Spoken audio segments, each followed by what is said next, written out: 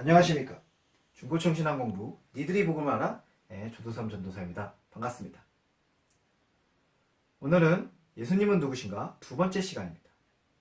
첫 번째 시간에는 예수님은 하나님의 아들이시다. 하나님께서 보내신 분이시다. 라는 것을 살펴보았고, 오늘은 예수님은 그리스도시다. 라는 부분을 살펴보고자 합니다. 이에 대해서 성경에 유명한 구절이 하나 있습니다. 예수님의 수제자였던 베드로가 마태복음 16장 16절에 예수님은 그리스도시요 살아계신 하나님의 아들이십니다 라고 고백한 부분이 있습니다. 그렇다면 이 베드로가 고백한 그리스도란 무슨 뜻이며 우리에게 무슨 의미가 있는가 라는 것을 오늘 살펴보고자 합니다. 이 그리스도를 이해하려면 먼저 십자가 사건을 이해해야 합니다. 예수님의 삶과 십자가 사건을 이해하면 그리스도를 이해할 수 있습니다. 먼저 예수님은 베들레헴에서 태어나셨습니다. 보통 나사렛 예수 하니까 나사렛에서 태어나신 줄 아시는 분이 계신데 아닙니다. 베들레헴의 마구간의 말구유, 말먹이통에서 태어나셨습니다. 육신으로는 아버지 요셉과 어머니 마리아를 두고 계시고 요셉이 목수였기 때문에 예수님도 목수로 성장을 하십니다. 그리고 30살이 되셔서 3년 동안 사역, 다른 말로 하나님의 일을 감당하십니다. 이렇게 살아라 하고 가르치시고 병든 자를 치유하시고 귀신 들린 자에게서 귀신을 쫓아내시고 앞날을 예언하십니다. 그리고 마지막으로 십자가 사건을 성취하십니다.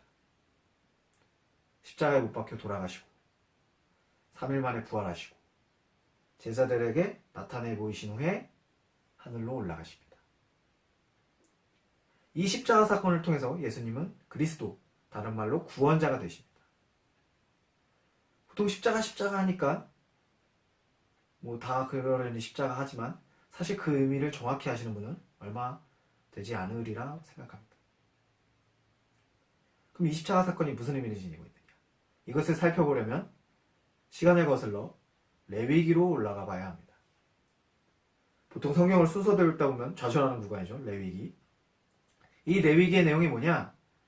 하나님께서 이스라엘 백성을 택하신 후에 그 백성들로부터 예배를 받기 원하셨습니다. 그 당시에는 그게 제사의 형태였습니다. 그 제사에 대한 기록이 바로 레위기입니다. 그래서 어려운 거죠. 단어들이 어렵고 생소하기 때문에. 이 제사는 어떻게 이루어졌냐? 먼저 동물, 양이나 염소, 비둘기 같은 것을 잡은 다음에 각을 뜹니다. 잔인한 얘기지만 토막을 낸다는 뜻입니다. 그럼 피가 철철 흐르겠죠? 이것을 태웁니다. 성경에는 하나님께서 이 냄새를 향기롭다라고 말씀하십니다. 인터넷에서 누가 그런 글을 올렸더라고요. 와, 하나님은 엽기적인 분이시다. 잔인하고 엽기적인 분이시다. 근데 그거는 본 의미를 모르고 한 말이죠. 본 의미는 뭐냐? 그 제사를 드리기 전에, 동물을 죽이기 전에 안수를 합니다. 내 죄를 이 동물에게 옮깁니다. 그 뒤에 동물을 죽이는 거예요. 그렇기 때문에 동물을 태운다는 것은 죄를 없이 한다는 거예요. 죄를 태운다는 거예요. 죄를 하나님께로부터 용서받는다는 거예요. 그래서 하나님이 향기롭다라고 표현을 하신 거예요. 하나님은 죄를 너무나 싫어하시기 때문에 그 동물의 죽음이나 피냄새를 향기롭다라고 하신 게 아니라 그 죄를 옮긴 다음에 그 동물을 태우기 때문에 죄를 용서한다는 의미에서 하나님이 너무나 기뻐하신 거예요. 이것을 고스란히 십자가로 갖고 오시면 이제 그리스도를 이해하실 수 있습니다. 예수님이 십자가에 못 박혀 돌아가셨습니다. 제물이 되셔서. 그래서 하나님이 우리의 죄를 용서하실 수 있게 된 것입니다. 그래서 예수님이 구원자, 다른 말로 그리스도가 되신 것입니다. 어려운데 어떻게 잘 따라오셨나요? 그렇다면 이 그리스도가 우리에게 주는 의미는 무엇인가? 바로 우리가 죄인임을 자각하게 해준다는 것입니다.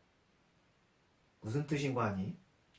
여러분, 만약에 우리의 삶이 항상 풍요롭고 부족할 것 없고 항상 평안하다고 한다면 구원이 필요합니까?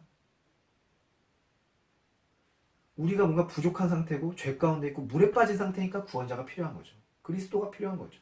예수님이 필요한 거죠. 성경에도 이것을 기록하고 있습니다.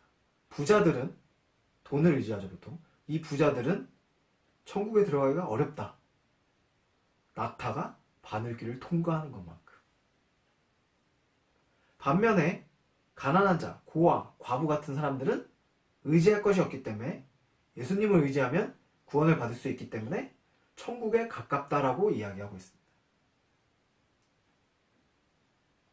또 죄가 더한 곳에 은혜가 있다라는 말도 있습니다. 로마서 5장 20절입니다. 제가 어렸을 때 이게 무슨 뜻인지 몰랐어요. 아니 하나님 그렇게 죄를 싫어하신다면서 무슨 죄가 있는 곳에 은혜가 있어? 그런데 여러분 잘 생각해보세요. 죄를 많이 지은 사람, 인생에 굴곡이 많은 사람은 구원을 받았을 때 그 기쁨과 은혜가 배가 됩니다. 저는 이것을 절대값의 원리라고 표현합니다. 중학생 여러분들은 절대값을 배우셨는지 모르겠어요. 절대값은 마이너스 10, 마이너스 100, 마이너스 1000이 있으면 거기에 절대값을 씌우면 전부 그게 플러스가 되죠. 플러스 10, 플러스 100, 플러스 1000이 됩니다. 이게 사람에게도 마찬가지입니다. 사도 바울이 대표적이죠. 사도 바울은 예수님을 만나기 전에 예수 믿는 사람들을 핍박하는 사람이었습니다. 공격하고 죽이는 사람이었습니다. 근데 예수님이 거기에 절대값을 딱 치니까 어떻게 돼요? 누구보다 열정적으로 예수님을 전하는 사람이 됩니다. 죄가 더한 곳에 은혜가 있다. 바로 사도 바울 같은 사람을 이야기하는 거죠. 우리 모두를 얘기하는 거예요. 어떻게 보면. 그런데 이러한 의미, 우리가 죄인임을 자각하지 못하는 사람들이 있습니다. 그리스도를 필요로 하지 않는 사람들이 있습니다. 예수 믿는다고 하면서. 어떤 사람들이냐면 내가 교회 다닌다고 너무 어깨에 힘들어가 있는 사람들이 있습니다. 아, 너 너무 잘 믿어. 야, 너희 뭐야? 하면서 다른 사람들 무시하고 자기를 높이고 사람들로부터 대접받기를 원하고 마치 자기 스스로 자기 힘으로 구원받은 것 마냥 생각하는 사람들이 있습니다. 이런 사람들은 아직 그리스도를 자기가 죄인임을 제대로 알지 못하는 것입니다. 그리스도를 만난 사람이라면 그분으로부터 우리가 구원받았다는 걸 믿는 사람은 어떻게 행동하겠어요? 그분에게 감사하고 영광을 돌리고 찬양하고 다른 사람부터 거저받은 그 구원을 자랑하면서 전도하면서 다니겠죠. 아, 내가 예수님으로부터 구원받았다.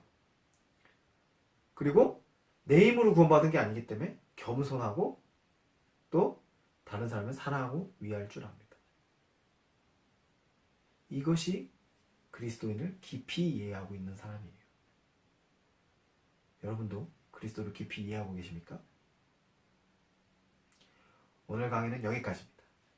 그리스도의 의미, 십자가 사건이 우리에게 주는 의미를 먼저 살펴보았고 그 다음에는 그리스도가 우리에게 주는 의미, 그것은 우리가 죄인임을 자각하게 하고 우리가 구원받은 것이 우리의 힘이 아니라 예수님으로부터 받은 것이기 때문에 그분께 감사하고 다른 사람들에게 그 사랑을 전해야 된다라는 말씀을 드렸습니다.